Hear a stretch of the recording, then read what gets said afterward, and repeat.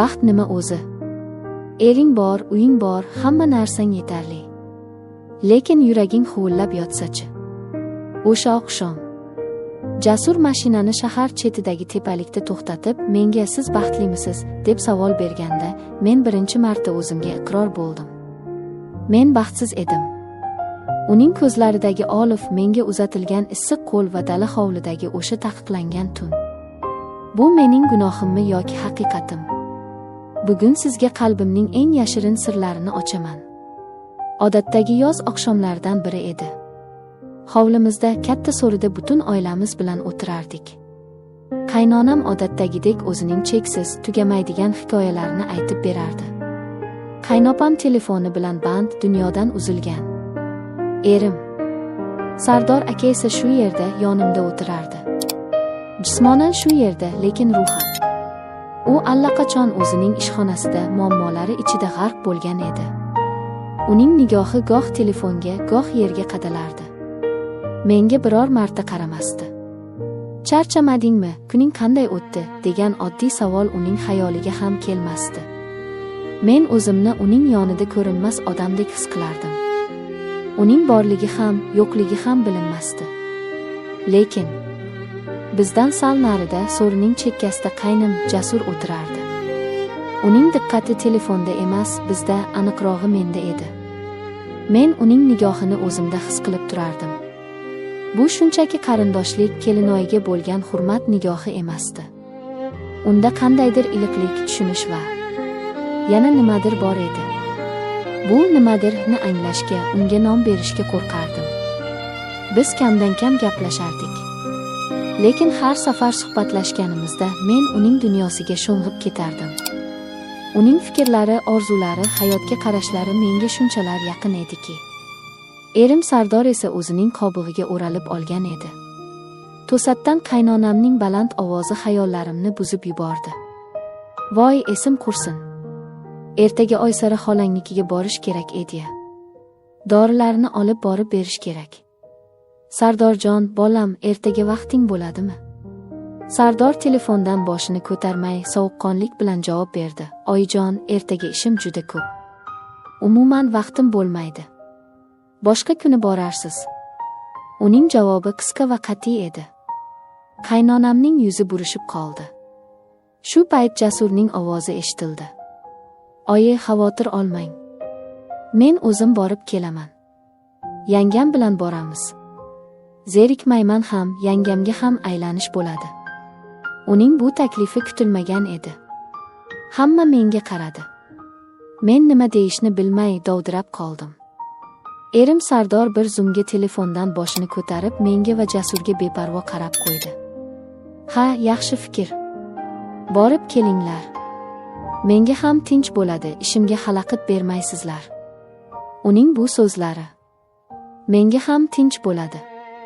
Bu so'zlar xanjar kabi yuragimga sanchildi. Demak, men uning uchun shunchaki xalaqit beradigan buyum, ortiqcha yuk edim. Jasur menga qarab jilmaydi. Uning tabassumi shunchalik samimiy, shunchalik taskin beruvchi ediki, men rad eta olmadim. Mayli, dedim sekingina. Ertasi kuni tushdan keyin biz yo'lga tushdik. Shahar tashqarisidagi kichik bir qishloqqa borishimiz kerak edi. Yo'l uzoq emasdi, lekin menga bu safar butun bir umrdek tuyuldi. Mashinada sokin musiqa yangrardi. Dastlab ikkimiz ham jim ketdik. Faqat g'ildiraklarning asfaltga ishqalanish ovozi eshitilardi. Keyin Jasur suhbatni boshladi. Yangam, charchadingizmi? Kecha mehmondorchilikdan keyin uxlolmagandirsiz. Yo'q, hammasi joyida, dedim yolg'on gapirib. Aslida esa kechasi bilan Sardorning befarqligi, uning sovuq so'zlari haqida o'ylab, yig'lab chiqqandim. Jasur buni sezgandek gapida davom etdi. Akamni bilasiz-ku. Ishi bilan bo'lib hech kimga, hatto o'ziga ham e'tibor bermaydi. Ba'zida o'ylab qolaman, u bu dunyoda nima uchun yashayapti? Faqat pul va ish uchunmi? Uning bu so'zlari meni hayratda qoldirdi. U xuddi mening ichimdagi, tilimga ko'chmagan gaplarni aytayotgandek edi. Balki shundaydir, dedim xo'rsinib. Birdan u mashinani sekinlatdi va menga o'girildi. Siz baxtlimisiz, yangi? Bu oddiy savol meni shoshirib qo'ydi. Men hech qachon o'zimga bu savolni bermagan edim. Men shunchaki yashardim. Turmushga chiqdim, oilam bor, hamma narsa o'z joyida. Lekin baxtlimanmi? Bilmadim. Dedim rostini aytib. Ko'zimga yosh keldi. Baxt nima o'zi, Jasur? Jasur chuqur nafas oldi. Baxt bu seni tushunadigan insonning yonida bo'lish.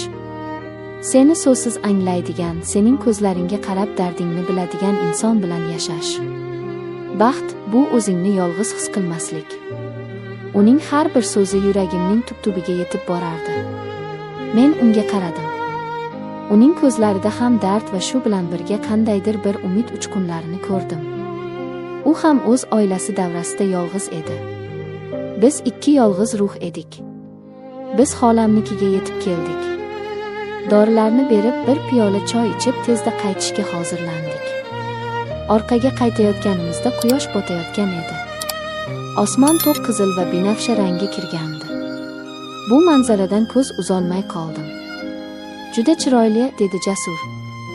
Ha, dedim pichirlab. To'satdan u mashinani yo'l chetiga, baland bir tepalikka burdi va to'xtatdi.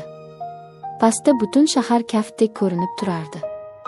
Shahar chiroqlari endigina yona boshlagan, xuddi yerga to'kilgan yulduzlar kabi charaqlardi. Bu yerga ba'zan kelib turaman, dedi Jasur. Yuragim siqilganda, yolg'iz qolgim kelganda shu yerga kelib shaharga qarab o'tiraman. Odamlar chumolidek g'imirlaydi. Har kimning o'z tashvishi bor. Lekin shu millionlab odamlar ichida seni tushunadigan bir dona inson topilmasa, bu juda qiyin. Biz mashinadan tushdik. Salqin shabada esardi. Men yengil ko'ylagimda biroz sovqotdim va junjikdim. Jasur buni darhol sezdi. U o'zining yengil kurtkasini yechib, ehtiyotkorlik bilan yelkamga tashladi. Uning bu harakati shunchalik tabiiy va mehribon ediki, men qarshilik qilmadim. Kurtkasidan uning atirining hidi, o'tkir, ammo yoqimli erkak hidi kelardi. Bu hid meni mast qildi. Biz uzoq vaqt jim turdik. So'zlarga hojat yo'q edi.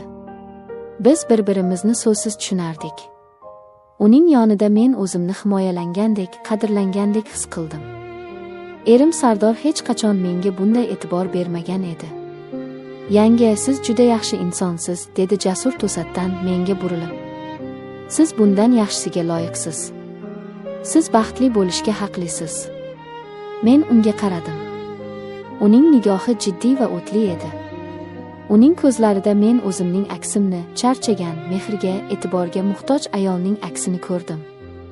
Kech bo'ldi, ketishimiz kerak, dedim ovozim titrab. Qo'rqardim. O'zimdan, hislarimdan qo'rqardim. Yo'q, dedi u qat'iy. Hozir uyga borsangiz, yana o'sha muhitga tushasiz. Yana o'zingizni yolg'iz his qilasiz. Men bunga yo'l qo'ymayman. Nima qilamiz unda, so'radim hayron bo'lib. Bir do'stimning shahar tashqarisida kichik bir dala hovlisi bor. Hozir u yerda hech kim yo'q. Kaliti menda. O'sha yerga boramiz. Dam olasiz, suhbatlashamiz. Ertalab uyga qaytamiz. Hech kim hech narsani bilmaydi. Uning taklifi meni shokka tushirdi. Bu noto'g'ri edi.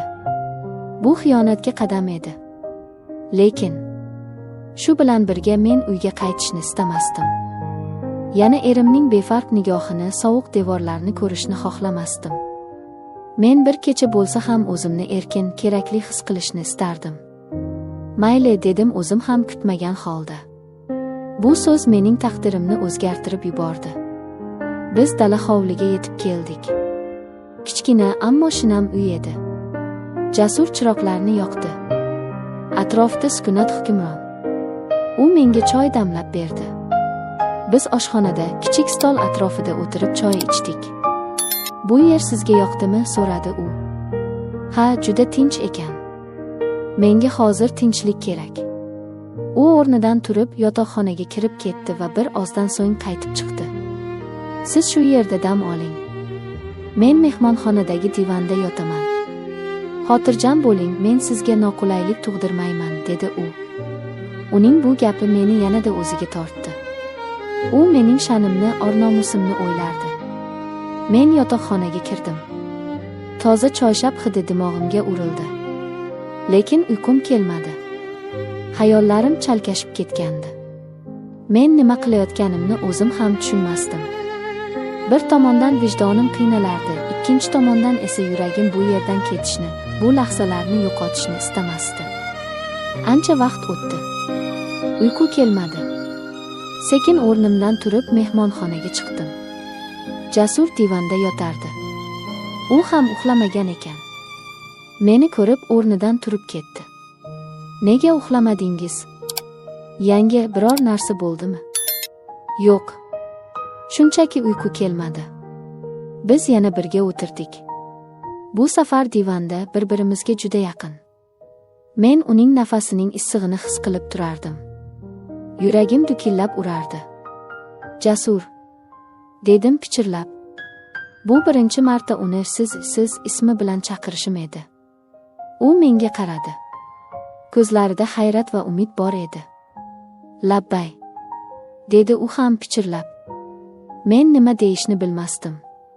Shunchaki unga qaradim. Nigohlarimiz to'qnashdi. U sekin qo'lini cho'zib yuzimni siladi. Uning kaftlari olovdek issiq edi. Bu teginishdan butun vujudim titrab ketdi. Qo'rqmang, dedi u. Men sizni xafa qilmayman. Men sizni tushunaman. U sekin menga yaqinlashdi. Men ko'zlarimni yumdim.